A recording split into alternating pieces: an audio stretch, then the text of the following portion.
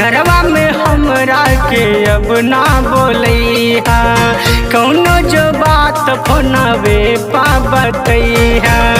मिले के मन होई चलब बहरिया, संगे में घुमा जाई लखनऊ शहरिया।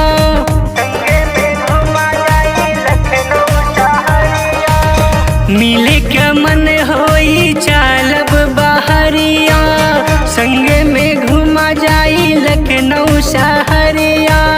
जितेंद्र बावला हो, जितेंद्र बावला ना घर तोरे आई हो। देखी तोहर भैया हमरा के गाइल, गौआ में हमर त भाइल पिटाई। फोनवे पे हमारा से कैलू तू वादा, 12 बजे मिले आई हो राजा। देखी तोहर भैया हमरा के गाइल, गौआ में हमर त भाई पिटाई। गौआ में हमर तो भाई पिटाई, गौआ में हमर तो